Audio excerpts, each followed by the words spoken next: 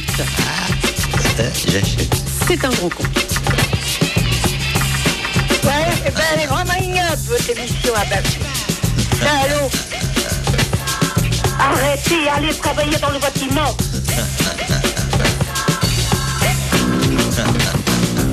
Pauvre France. Je crois que ça suffit comme ça. Jusqu'à midi, Laurent Baffy, c'est quoi ce bordel? Avec. Merci. Bon, on va dire merci tout de suite. Merci aux fidèles qui viennent pratiquement chaque semaine pour nous encourager. Merci au public, les gens qui sont derrière leur poste et qui aiment beaucoup cette émission. C'est pas le cas de tout le monde. Il y a quand même des gens qui changent de station quand c'est le dimanche à 11h. Donc, moi, j'ai réuni quelques amis pour vous dire au revoir. On a passé une super saison ensemble. Je ne sais pas s'il y en aura une autre, peut-être. Donc, quelques copains. Geneviève, qui est vraiment indissociable de l'émission. Nos chouchous. Patrick Pelou, dont on va encore faire la promo. Pascal Selem. Raphaël Messry viendra tout à l'heure. Guédré, qui est devenu maintenant l'Amzel Sassem de l'émission, qui vient un peu faire des sous chez nous. Charles, bonjour. Tu seras avec nous. Tu es passé. Tu as illustré le dernier bouquin de ton ami Patrick Pelou, Histoire d'urgence. On en parlera tout à l'heure. Geneviève, on va faire un petit point route de ton parcours. Pour l'instant, je suis muselé et bâillonné, je ne peux rien dire. Geneviève, le micro. Geneviève, on t'entend pas parce que comme elle. tu es pas dans l'axe, comme disait Rocco. Alors, Patrick Pelou, Histoire d'urgence, tome 2, tu es une sorte de témoin du quotidien. Ce bouquin est à la fois drôle, horrible, épouvantable, parce qu'il témoigne d'une époque où il n'y a plus de moyens au niveau de la médecine en France. Voilà. Madame Bettencourt pour en donner quand même, ça ce serait quand même bien. Hop, un autre procès. Allez, hop. Ah non, c'est pas en démol. Alors, est-ce que tu peux nous raconter 2-3 histoires sordides dont tu as le secret, Patrick Pelou? Ah oui. Des histoires d'urgence. Tu es un témoin privilégié de la misère humaine. Oui, voilà, ça c'est ce qu'on a écrit avec Charles, qui est le directeur de Charlie, qui a fait les dessins, et en fait ça reprend les chroniques du journal. Bon, il y a des sujets évidemment politiques et sociaux. Il y a évidemment ce que je vois de la sexualité parfois un peu curieuse de nos concitoyens, de leur saleté. Débridé. Un peu curieuse parce que c'est pas toi qui l'avais dans le cul, mais sinon. Par exemple. Alors, exemple. Exemple. Non, mais c'est la perversion. Donc il y a des gens en effet qui, pour s'occuper, s'enfoncent des crayons dans le pénis. De quelle couleur? Alors, ça dépend de la promo. Attends, dans le pénis? Dans le pénis. Oui, mais attends, ça doit te faire un mal de chien, c'est oui, je confirme. Et c'est pas pratique pour dessiner au colorier. En même temps, ils ont 2 gommes en dessous, mais enfin bon. Alors, ça, j'avais jamais entendu ça. Moi, j'avais entendu un mec qui avait été aux urgences parce qu'il s'était mis une boule souvenir de Paris dans le cul. Oui, c'est moi qui l'ai raconté. Et ils l'ont fait tourner, le radiologue l'a fait tourner pour faire tomber la neige à la radio. Dans le livre, là, Ça, c'est vrai. C'est moi qui l'ai raconté, c'est vrai. Ne vous chevauchez pas, même si c'était très tentant. Non, mais je viens de lire le livre, la sexiste, la Ivanic. Il raconte aussi des choses de la corruption, la dépravation dans le monde, de la finance et tout. Et il disait qu'à un moment donné, ils font venir les matos. Le matos, c'est les filles, c'est les call girls et tout ça. Et qu'il paraît qu'un jour, il lui a mis un crucifix. Où? Je pense, oui. Mais c'est l'exorciste que tu me racontes. Non, mais j'ai lu dans ce extrait. Non, c'est épouvantable. Vous avez des afters à Miss France, bizarre. Hein. Mais non, mais c'est terrifiant quand vous lisez ça, parce qu'on voit dans les milieux de finance et de tout comment est la corruption et la perversion. T'as été témoin de belles histoires quand même, non? C'est pas que du sordide. Non, c'est pas que du sordide. Il y a des histoires qui finissent. Raconte-nous une belle histoire. Tu veux que je te raconte une belle histoire? Un truc qui se finit bien, avec des bons sentiments et des belles personnes. Même si à la fin tu l'encules, m'en fous. Écoute, je vais te raconter une belle histoire qui est dans le bouquin. Vous savez que il y a eu des progrès considérables qui ont été faits sur l'infarctus du myocarde. C'est-à-dire qu'à l'heure actuelle, si Louis de Funès, Lino Ventura avaient fait leur maladie, ils auraient tourné encore une 30aine de films. Ouais. D'accord ? C'est ça la réalité. Bon. Et donc on a fait un brave homme qui a fait un arrêt cardiaque brutalement sur son bureau à 43 ans. D'accord, ce qui est jeune. Et il a eu beaucoup de chance. Non, attends. Tu m'as demandé une belle histoire. D'accord. Donc là, pour l'instant, ça commence très mal, comme dans toutes les belles histoires. Et d'un coup, le brave homme commence à avoir un massage cardiaque sur place. On arrive. Et on a une pratique maintenant avec des planches à masser, c'est-à-dire c'est une technique qui permet de masser, donc c'est très compliqué. En plus de ça, dans son malheur, il était au 6e étage sans ascenseur, donc je t'explique pas. Et je salue les potes pompiers de Paris, parce que donc allez au bal du 14 juillet, parce qu'au moins vous allez vous marrer. Et mais surtout faites des pompiers, hein, je le dis à tout le faites des monde. Hein. pompiers, voilà. Donc on réussit à descendre les malades, morts. Et donc, si tu veux, dans la conception actuelle de ce qu'est la vie, il a été mort pendant à peu près 1 heure à 2 heures. Et vous l'avez... On a débouché l'artère. Le cœur est reparti. Au bout de 48 heures, cet homme parlait comme toi et moi.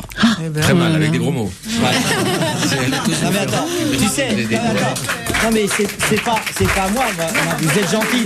Mais à travers vos applaudissements, c'est les pompiers, c'est ceux qui ont fait progresser la science. Beaucoup d'admiration pour les gens qui sauvent des vies et pour le corps médical en général. Voilà. Alors, on va faire des histoires d'urgence. Je vais vous dire des histoires d'urgence. Vous allez me dire si elles sont vraies ou si elles sont fausses. Un chirurgien s'est trompé et a effectué une ablation du pénis sur un patient qui venait simplement pour une circoncision.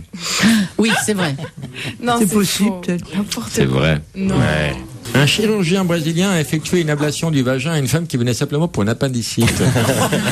Oh bah il devait pas être compétent. C'est vrai. Tout est possible. Hein.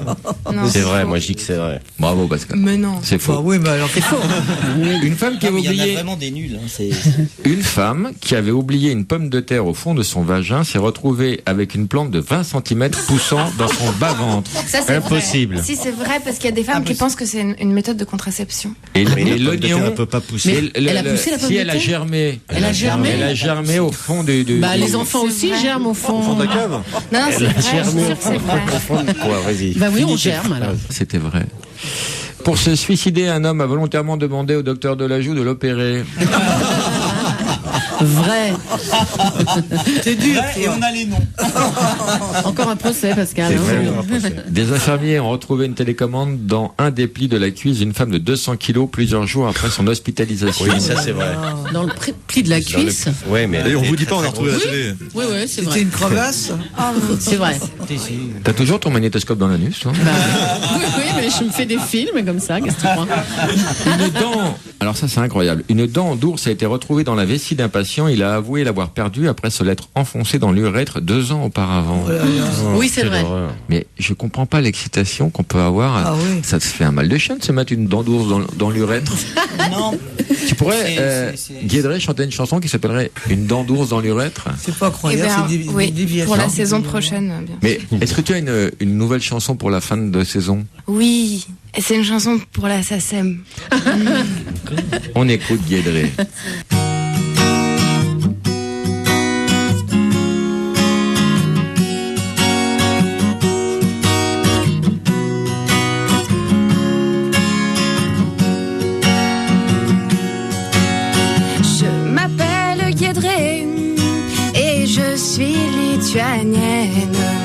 Je voudrais toucher un petit peu de SACEM.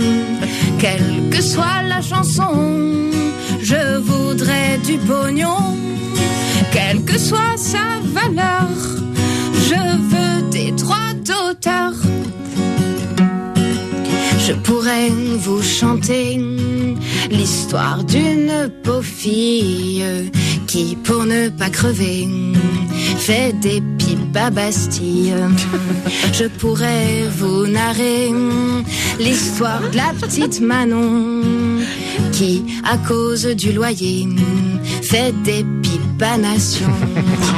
Et si ça ne vous plaît pas, ce n'est pas un problème. Tout ce qui compte pour moi, c'est toucher la SACEM. Quel que soit le sujet ou la situation, le but, le seul objet, c'est la répartition. Je m'appelle Guédré et je suis lituanienne. Je voudrais toucher un petit peu de SACEM. Quelle que soit la chanson, je voudrais du pognon. Quelle que soit sa valeur, je veux des droits d'auteur. Chez vous, c'est rigolo. N'importe quelle chanteuse peut toucher le gros lot en faisant sa boudeuse. Chez moi, dans ma région, pour gagner des milliards, faut être Céline Dion ou faire le trottoir. Mais un jour, moi aussi, je vivrai de mon art. Pour ça, j'ai déjà claqué toutes mes économies. J'ai d'abord investi dans une toute petite guitare et un billet de train en 3e pour Paris. Je m'appelle Guédré et je suis lituanienne. Je voudrais toucher un petit peu de SACEM. Quelle que soit la chanson, je voudrais du pognon. Quelle que soit sa valeur, je veux des droits d'auteur.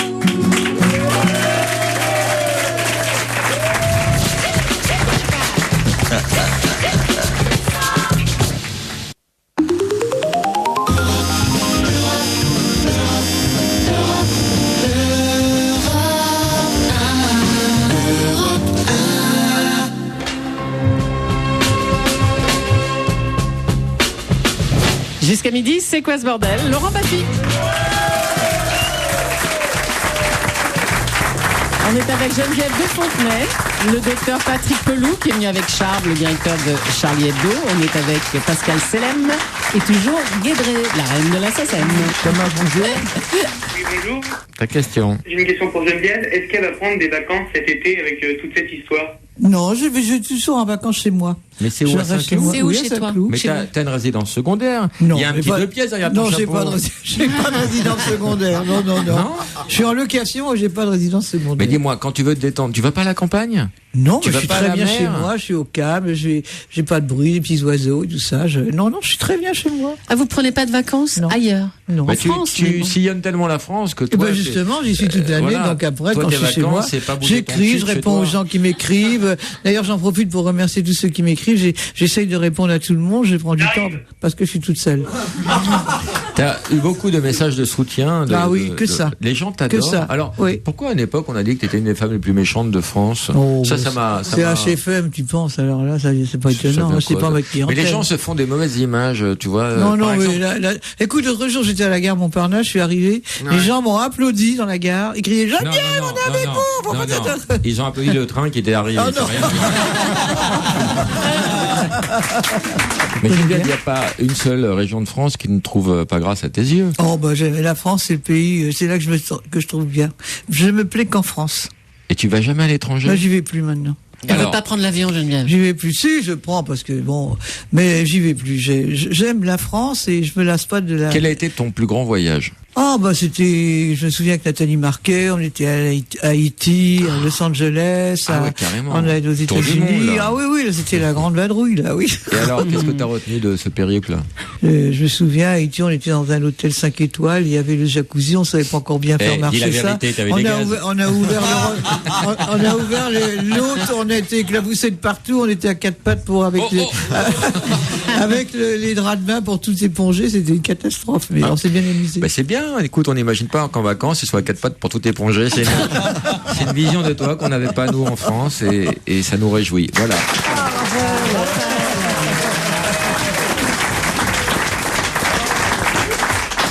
Jérôme, bonjour. Oui, bonjour tout le monde. Question pour Pascal Selem. Je voulais savoir quelle est la plus grosse connerie que tu as fait avec Laurent et la bande. Ta plus grosse connerie, Pascal. La plus grosse connerie qu'on ait faite ensemble. C'est pas, Il y en a c'est pas tellement. forcément à l'image. Moi, je peux dire un truc, moi. Ouais, vas-y. Le jour de son mariage, il a pissé dans ma voiture. Pourquoi? Non, Parce que Pascal, contrairement à ce que sa religion ne précise pas, Pascal est un porc. Il était en train de pisser. Moi, je suis arrivé, puis pour faire le con, il a un peu pissé dans ma bagnole, quoi. Parce que ce mec est fou, il a un grain. Ça t'a porté bonheur. Ouais, pas lui, parce qu'il a divorcé. Geneviève, t'as suivi un petit peu l'actualité? Ah bah oui. tout de Alors, qu'est-ce que tu penses de l'arbitrage vidéo, toi? Tu es pour ou contre? Je pense On va y venir un jour. Je pense que ça peut quand même être utile. De toute façon, ça peut pas faire de mal. Stéphane Guillon et Didier Porte, licenciés de France Inter, alors ça t'a touché, c'est ça? Je pense que non, j'ai pas trouvé ça bien. Et on est dans les pays des droits de l'homme et on a quand même. Surtout quand c'est un ancien directeur de Charlie Hebdo qui arrive et qui vire tout le monde comme le pire des réacs. Heureusement qu'on a encore cette presse comme le Canard enchaîné. Si on n'avait pas le Canard enchaîné, on saurait pas tout ce qui se passe maintenant. Hein. Le G20, comment tu l'as vécu, toi, le G20? Le G20, c'est une débauche d'argent pour rien. Ça, c'est le G20. Il y a toujours les 2 tiers de l'humanité qui meurent de faim et un tiers qui meurt de trop manger. La Vuvuzela. Tu trouves pas que ça a parasité un peu les commentaires des matchs?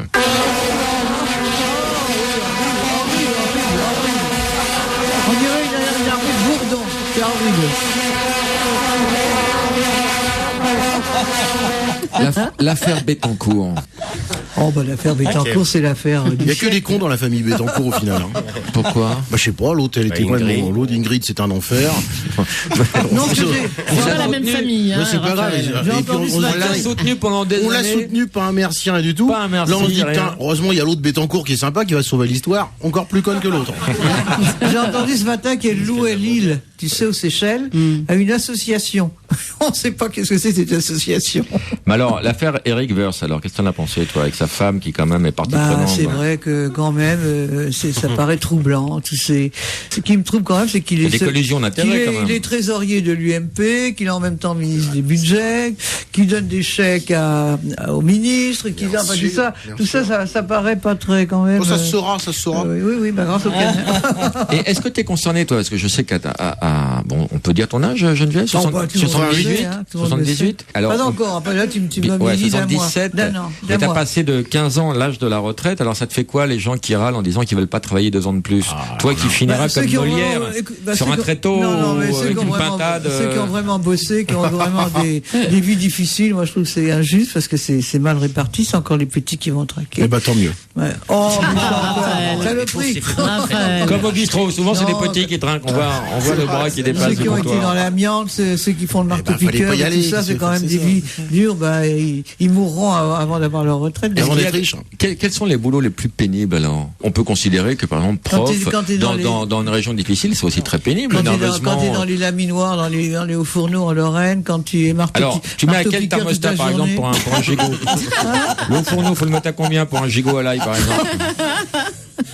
T'as même pas le temps de le mettre, rien que de le mettre dessus comme ça y est, il est cuit. Raymond Domenech, t'as trouvé que ça allait trop loin, toi, Oh non, mais il est nul. Mais il manque de, je sais pas, il a pas de poigne pour diriger des mecs comme ça, là. Il faut quand même les tenir, les motiver. Il est là, je comprends pas comment. T'étais pour le 4-2-2 ou pas? Le 4-4-2, t'étais pour le 4-4-2. Tu étais pour le 1-2-2 à l'époque? Oh, le 1-2-2. Ça existe toujours, ça s'appelle plus le 1-2-2, mais ça doit encore. Ça s'appelle comment, alors? Je sais pas. C'est une boîte échangiste, c'est ça, faut quand même expliquer. Non, c'est une ancienne maison close. C'est une maison close. Lexus? Sexus. Ah, d'accord. C'est hybride. Mais toi, qu'est-ce que t'aurais fait si t'avais dirigé l'équipe de France? Si les mecs te disent on bouge pas du car, on fait grève, t'aurais dit quoi, toi? Mais j'aurais dit allez, bande de feignants. Allez,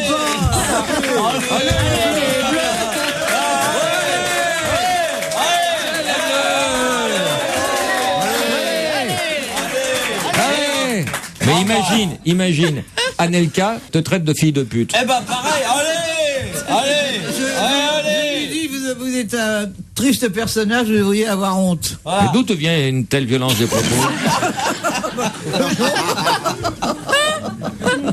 Voilà ce que j'aurais dit. Honte à vous. Les apéros géants. Écoute, j'ai soutenu celui de Bergerac qui va se passer. Parce que je pense que ces jeunes, ils ont besoin un petit peu de s'éclater, d'être ensemble. Ça fait partie de la société dans laquelle on est maintenant. Et quand ils...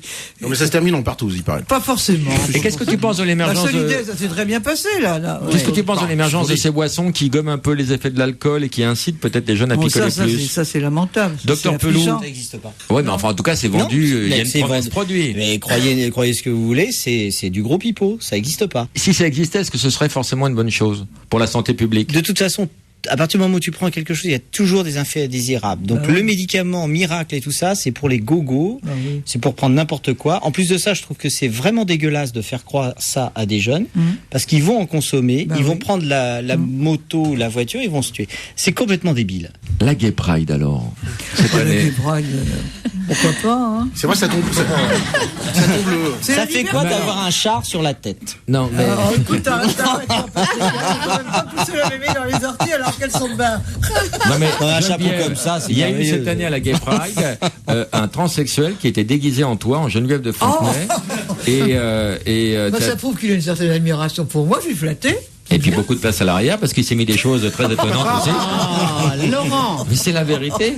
Que penses-tu de l'augmentation du gaz? C'est honteux.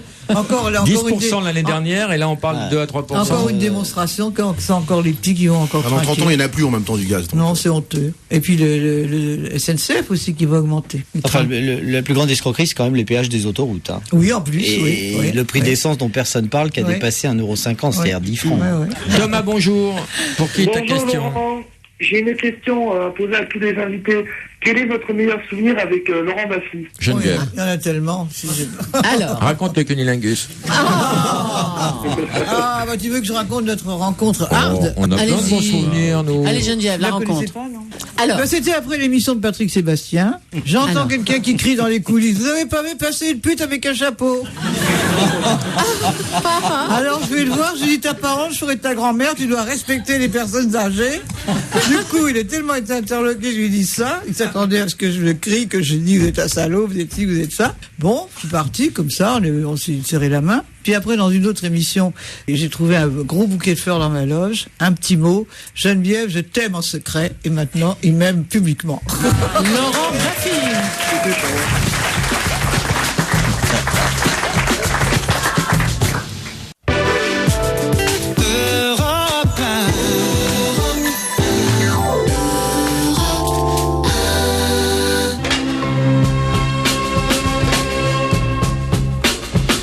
Jusqu'à midi, c'est quoi ce bordel? Laurent Baffy.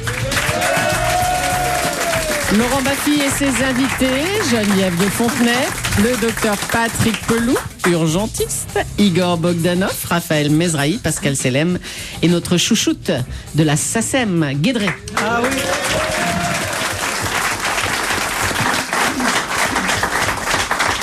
Oh, regardez, une soucoupe volante. Mais qui va en descendre?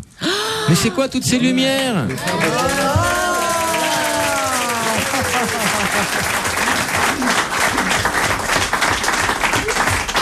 Igor. Je viens du Monténégro, je t'avais dit, viens avec moi. On ne dit plus Monténégro, on dit en voiture, monsieur l'ambassadeur. Magnifique. Merveilleux. Vieille blague. Bonjour Igor. Excellent. Où est ton triplé? En fait, je l'ai laissé à Podgorica. D'accord. Alors, Igor, tu peux répondre à des questions que beaucoup de gens se posent, Bien des sûr. gens qui n'ont pas votre sûr. niveau scientifique. Alors, la téléportation, c'est pour dans combien de temps ça? Alors, la téléportation, on a déjà réussi à téléporter, entre guillemets, de l'information. C'est-à-dire, en fait...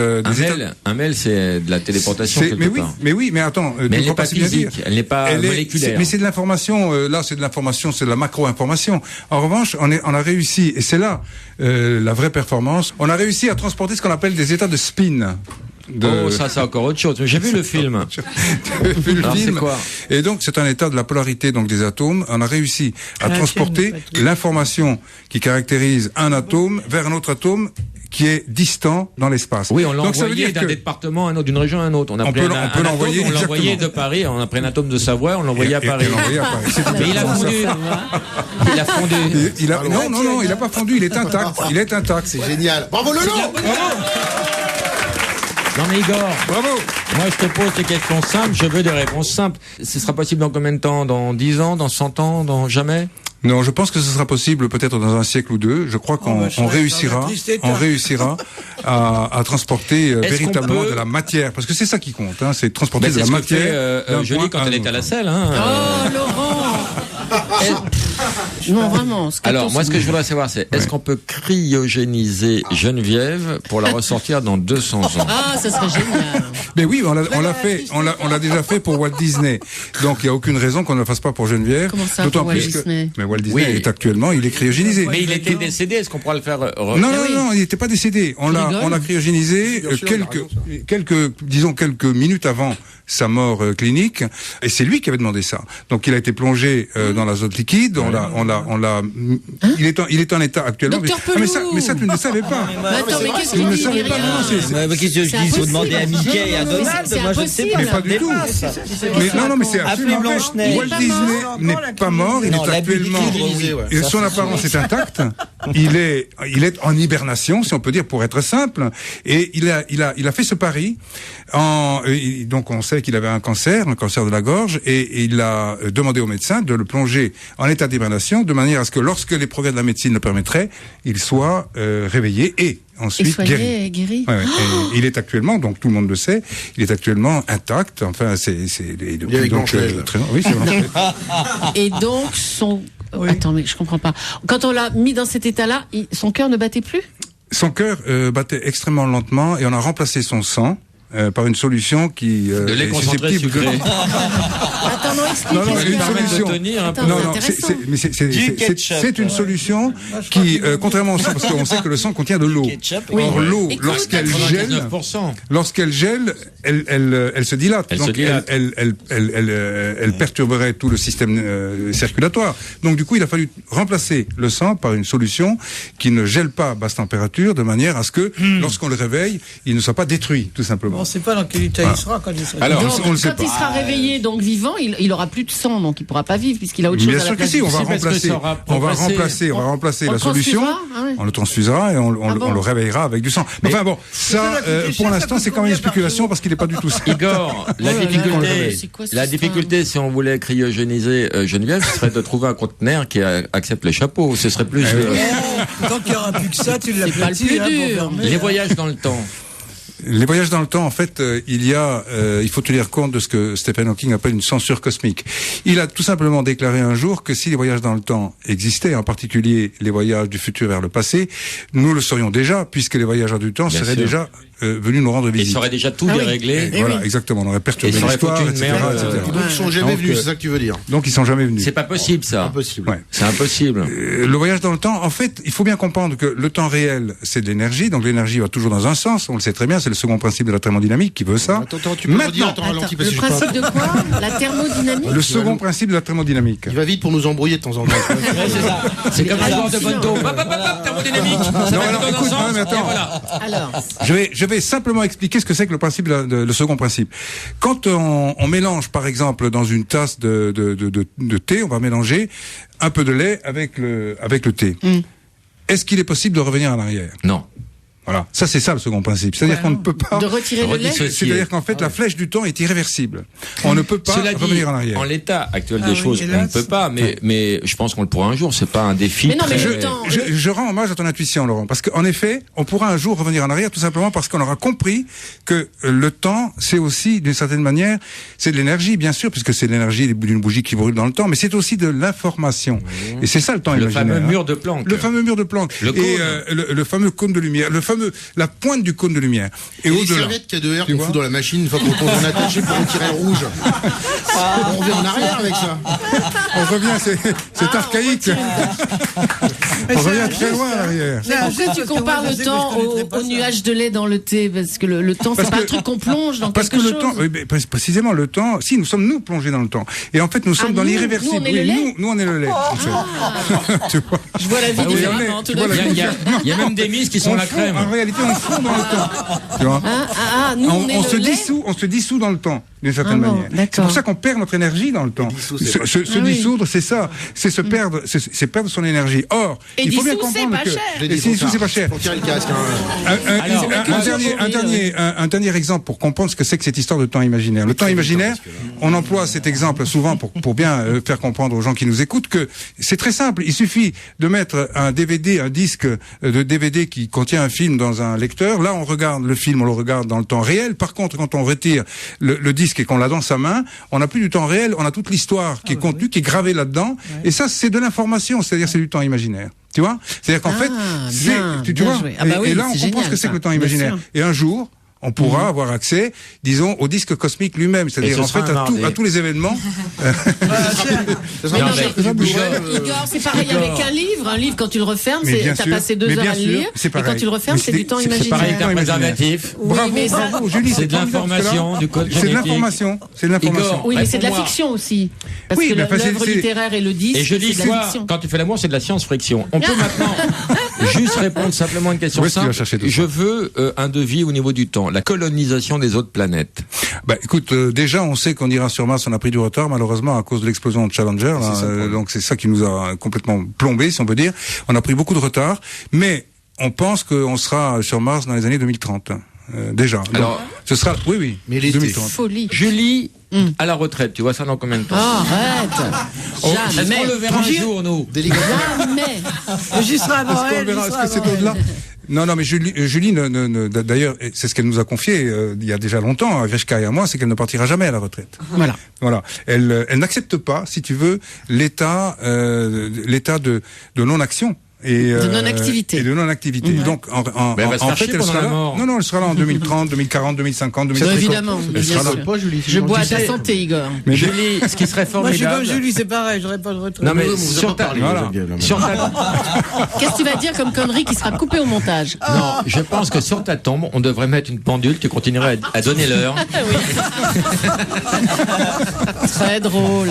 Alors, mon rôle, il se limite pas à ça quand même sur Europe. Donnez l'heure, j'entends ça toute la journée. C'est une valeur sûre d'Europe, Julie. Julie, je sais pas si c'est la dernière année, s'il y en aura d'autres, mais moi, c'est un plaisir que de travailler avec toi. Vraiment. C'est pas fini, tu racontes. C'est pas fini. Laurent. C'est un plaisir. Jérôme, bonjour, ta question. D'abord, je voulais faire une petite minute d'hommage c'est la dernière de l'année. Je vais faire un hommage à toute l'équipe de Laurent, Julie, et tous ceux qui vont être en vacances dans pas longtemps. Je pense à Max, à Laure, au réalisateur et à tout le monde. Et pour eux, bravo. Eux, ils sont déjà en vacances dans leur tête. Depuis le début, même. Ouais, depuis le premier jour. Vous tous, en tout cas. Et simplement, j'avais une vraie question à la con pour les frères Bogdanov. J'ai aussi un faux jumeau, et il est fan de l'émission. Évidemment, je voulais simplement savoir si c'était possible de lui faire une petite surprise téléphonique éventuellement. À qui? À ton frère? Oui, effectivement. J'ai pas fait le pitch, j'ai pas fait le script, mais juste un petit coup de fil des frères Bogdanov à un jumeau. Comment il s'appelle? Alexandre. D'accord, c'est quoi le numéro? Vous l'avez en régie? Oui. Qui va lui faire la surprise? Igor. Allô? C'est Alex, là? Oui. Oui, salut Alex. Écoute, je t'appelle de la part de Jérôme, là. On pourrait se retrouver demain, place du Troca. T'habites où, là? Place du Troca. Alors, à qui ai-je l'honneur? Ben écoute, tu dois avoir... Et Igor? Je pense que tu as une idée. En fait, je suis dans la même situation que toi, c'est-à-dire que j'ai un frère jumeau, Jérôme est ton jumeau. Non, j'y crois pas. Mais si, évidemment. Jérôme me dit pas que je suis sur Europe 1, je vais te tuer. Tu vois, t'es sur Europe 1, dans l'émission de Laurent Baffy, et on est tous autour de la table. On a appelé Jérôme, et Jérôme a dit, bah écoute, voilà, ça c'est un bon plan que tu appelles Alex, qui attend ton appel depuis longtemps. Énorme, je suis en train de monter le site pour faire virer Laurent Baffy. De repas, mais beaucoup d'énergie pour pas grand-chose. On fait ça dernière de l'année, Alexandre, c'est pas la peine. Hein. Non, mais tu leur as dit ou pas? De quoi? Non, je suis pas une balance. Quoi? De quoi? Attends, on va se faire des couilles en or avec de la pub sur le site pour faire virer Laurent Baffy. Je ne connais pas cette personne en fait, excusez-moi, je ne connais pas du tout cette personne. Vous montez un site spécialement pour ça? Ah, bah Julie, bonjour Julie. Salut, c'est qui? C'est Alexandre là? Oui, c'est Alex. Eh, il n'y a pas besoin de monter un site. Alexandre, ça va, tranquille? Et Julie, tu peux me donner l'heure s'il te plaît? Oh, ça y est, c'est reparti. Il est midi moins le quart. Oh, merci. Les enfants, j'en ai rêvé. Tous les matins, j'en rêve. Il n'y a pas besoin de monter un site pour me faire virer. Il suffit d'écouter le répondeur. Ah oui, exact. Mon cher Baffy, je vous écoute parfois le dimanche. Je vous ai trouvé quelqu'un qui serait à la même hauteur que vous dans la vulgarité. Eh bien, c'est l'équipe Ruquier. Il y a quelque temps, ça allait encore, mais alors là, maintenant, ça commence à déborder. C'est bien triste. Où sont nos anciens humoristes? On écoutait régulièrement. Il y avait de l'esprit, il y avait de l'humour. Alors là, maintenant, on appelle l'humour la vulgarité. Alors, je regrette. Une auditrice de Maubeuge. Salut ma fille. C'est la ville la plus pourrie que j'ai jamais vue de ma vie. J'ai joué à Maubeuge, j'ai une cata. On met un petit... Allô? Ah là là, Laurent Baffy, il est trop poilant. Ah la vache, franchement, non mais... il est trop marrant. Ah, je l'adore. Ah là. Bon, bah, je vous laisse, hein. Coordonnées, vous en avez pas besoin. Il est mignon, pas, c'est là. Mignon. Coordonnées, vous n'avez pas besoin. Voilà, Jérôme, on t'embrasse. Bonjour à tous. Salut Alexandre. Merci. Vive la France.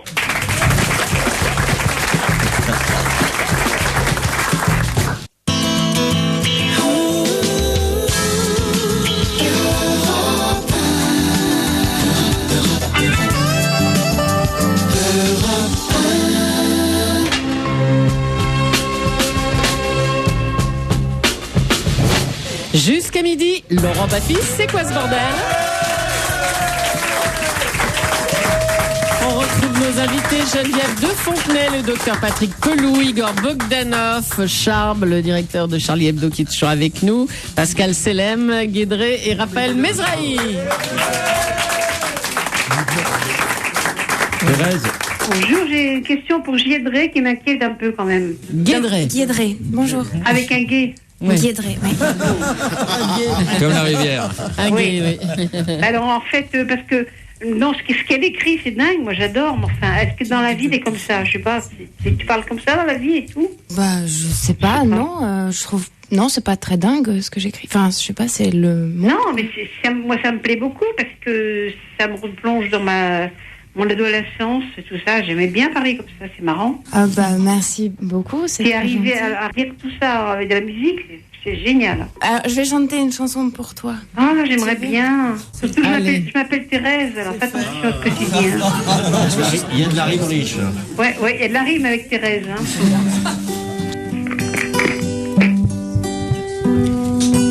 Une petite fille d'à peine 10 ans rentre de l'école en sautillant. Mais au détour d'une rue, cette petite fille a disparu. Oh là là, je crains le pire. Après être passée à la boulangerie et s'être acheté quelques confiseries, en chantant à tata sur mon bidet, elle s'est évaporée.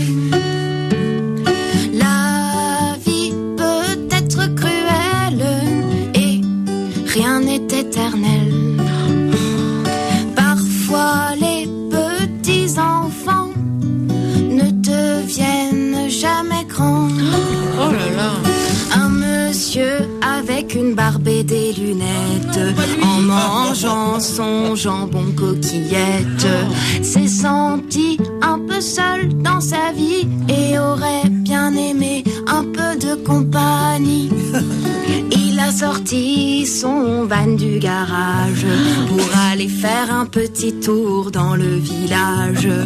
Il acheta une boîte de chocolat, paraît que les enfants adorent ça. La vie peut être cruelle et rien n'est éternel. Oh non, pas ça, t'as vu pas dans les mains. Petits enfants ne deviennent jamais grands. Elle est trop dure celle-là. La petite fille à l'arrière du camion, le monsieur au volant avec rire et chanson, s'en vont, l'un pleurant, l'autre chantant. Ainsi va la vie, ainsi font les gens. La petite fille dans sa cave d'enfant ne vécut pas très heureuse et pas très longtemps. Elle qui croyait ne jamais revoir son papa a dû être contente qu'il lui offre des chocolats. La vie peut être cruelle et rien n'est éternel. Parfois les petits enfants ne deviennent jamais grands.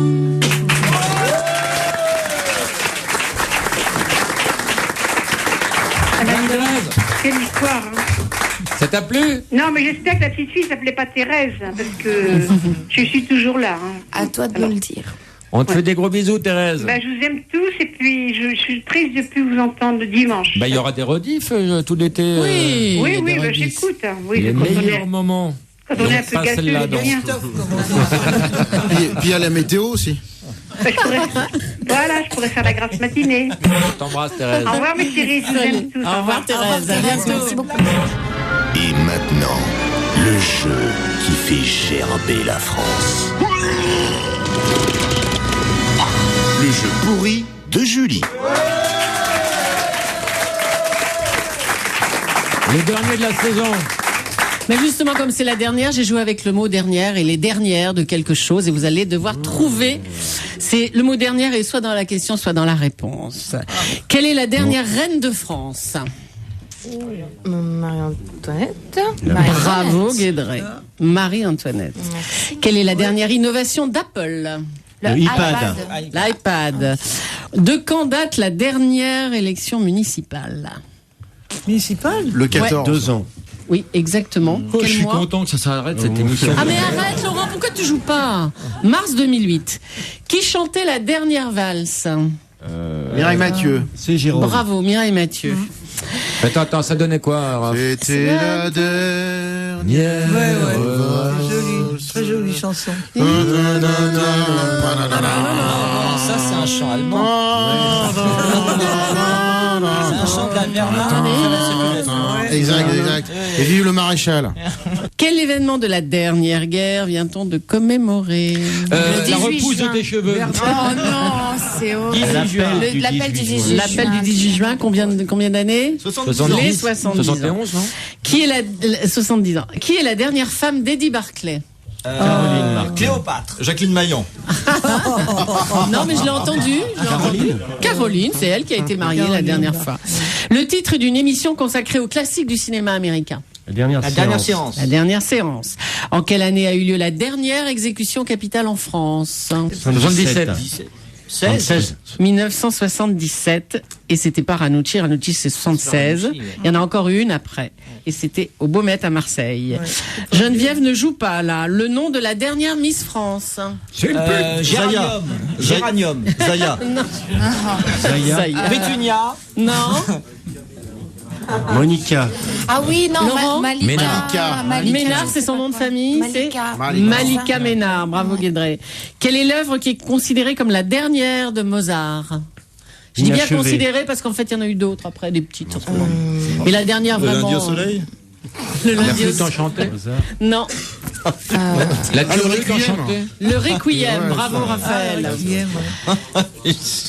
Quel film raconte le rêve de Jésus de vivre comme un homme simple et amoureux?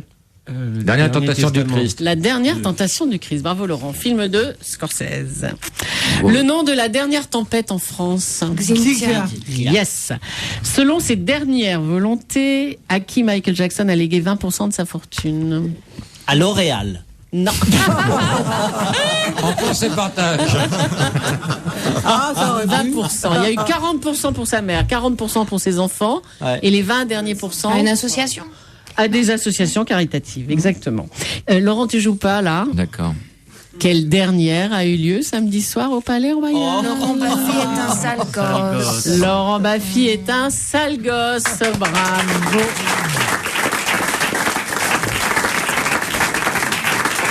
Et on va terminer. Est-ce que cette émission a vécu sa dernière heure? Vous le saurez en écoutant à la rentrée, exactement. bien sûr. Nathalie, bonjour. Oh. Oui, bonjour. C'est la dernière, Laurent, aujourd'hui? Oui, de la saison, Ah là là, j'espère. j'adore votre émission. Et puis je voudrais dire que j'adore Julie. Ah, ça c'est sympa. J'adore et j'espère que Julie restera toujours à Europe 1. Toute ma vie. Elle a vu la super vie. Et puis aussi... Elle a déjà son nu en funéraire sur la table. Hein. Exactement. J'aime aussi Madame de Fontenay. Et je voudrais lui demander, Madame de Fontenay, comment elle fait pour trouver l'énergie nécessaire pour continuer à se battre. Et moi, je suis Bah, elle se drogue, avec hein. elle pour son combat parce que je partage ses idées. Voilà. C'est très gentil. Je suis né dans la Lorraine du Fer. C'est ça qui me donne de l'énergie. Et vous êtes génial. Et j'en aurai jusqu'au bout. J'irai jusqu'au bout. Au moins, j'aurai respecté mes convictions et mes valeurs. Vous avez raison. Vous avez complètement raison. Écoutez, je vous embrasse. Vraiment, et moi, j'ai tellement peur qu'on démole, transforme complètement ce que vous avez fait parce que c'était trop beau. C'était trop beau ce que vous aviez fait. C'était, je sais pas, c'était vraiment formidable. Il y avait une âme qui a. Ils ont acheté les droits du maréchal Pétain récemment. Allô Pour en faire un slogan, Philippe Pétain, on y revient. Où habitez-vous? Moi, j'habite à Chantilly. Vous n'êtes pas loin. Vous êtes chez le ministre là. Oui, voilà, chez Monsieur Vert. Oui. J'aime beaucoup notre ministre. J'ai une dame d'ailleurs de Chantilly qui m'a envoyé une très belle lettre l'autre jour pour me soutenir aussi. Mais laissez votre adresse, je vais vous écrire. Moi j'aimerais bien. Mais non, mais moi je respecte les gens qui téléphonent, je les respecte. Geneviève écrit à la Voilà. Tellement communiquer avec vous, j'aimerais vous rencontrer. Vous êtes une femme exceptionnelle et je vais vous dire quelque chose, Geneviève, il n'y a plus beaucoup de gens comme vous avec cette moralité maintenant. Julie, que penses-tu de Nathalie? Arrête. Oui, mais il fait que des bêtises, voilà. Non, mais je sais pas, mais moi j'aime beaucoup Julie, j'aime beaucoup vous, j'aime beaucoup Laurent aussi. Julie, alors on a le même caractère, on a les mêmes valeurs avec Julie. Julie, j'adore. Exactement. La même voiture. Oui. Non, mais Nathalie, si tu appelais notre radio maintenant. Non, je veux que Geneviève elle reste, elle s'occupait des Miss France. Oui, mais ne vous inquiétez pas, j'irai jusqu'au bout et après on va la congeler après, voilà.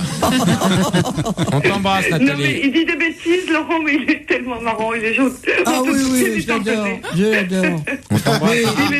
Laissez votre adresse. Donnez votre adresse à l'antenne. Mais oui, absolument, je vais vous écrire. Mais oui.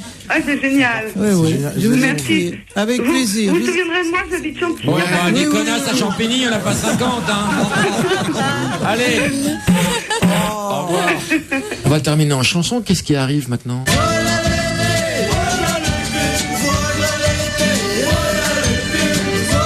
Geneviève, je voudrais que tu nous chantes ça. Sur la plage abandonnée,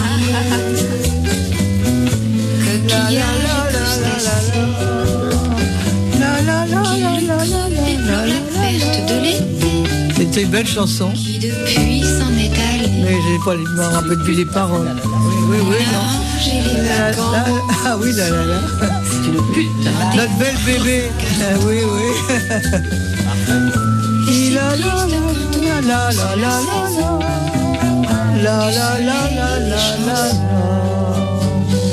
Pourtant je sais bien l'année prochaine tout refleurira, tout reviendra. T'as une maîtrise des paroles qui est incroyable. Non, j'ai plus les paroles, non. Je suis en peine. C'est une belle chanson. De quitter la mer et ma maison. Le Mistral va s'habituer. C'est dans ma chevelure qui va le plus me manquer. Le soleil, mon grand copain. Allez, spécial dédicace pour Pascal, célèbre. Est-ce que tu viens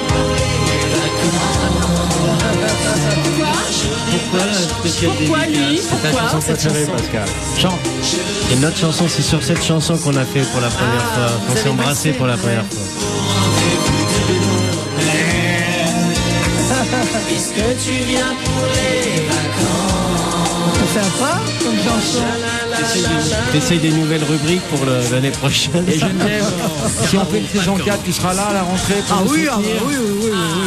Merci Patrick Pelou, merci Charles, merci Rappel Mesraïm, merci Pascal Selem, merci Igor Grishka, merci Guédré, merci la SACEM, merci Julie, et merci au